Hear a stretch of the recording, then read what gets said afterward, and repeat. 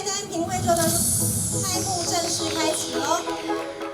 举办迈入第5届台南品味周，这次主题采用5点合一，超过100件厂商，220个单位，再来酒、茶、咖啡、珠宝、汽车甲家具这5大主题，而且还有国际友人做伙来协同，有非洲的史瓦蒂尼、荷兰以及美国甲加拿大等酒商共同来参展。我们《工商时报》深耕台湾40年，也选择南台湾，也选择在台南这个地方来做发展，希望能够带来更好、更多的商机。而且我们《工商时报》在台南经过市政府的支持之下，这些年来也创立各种品牌的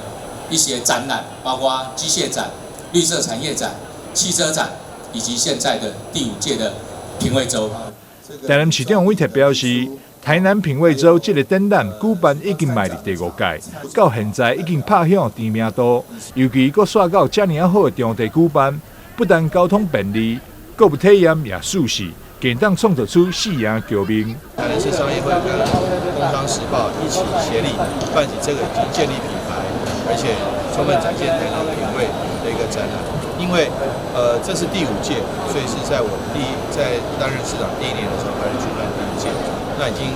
打响知名度，而且已经让很多市民朋友们都了解到，我们大概是7、8月、8、9月的时候就有一个台南品味周。事实上，来参展的厂商一年比一年多，去年大概就已经有220台，今年希望会更多。那为什么会更多？当然就是卖得好嘛。如果卖不好，明年就没人来。所以我们也知道说，自从移到这第5届，移到这么好的一个大台南会展中心之后，不管是远道来的，或者是就近从市区来的，都很方便。举办这个展览对主办单位也好，对市府也好，对于这个消费者也好，对厂商也好，这个创造4赢的这个局面，我们都很乐于见到。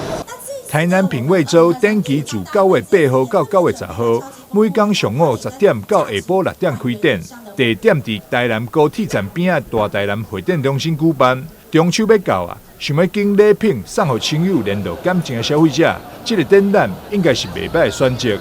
记者张世维采访报道。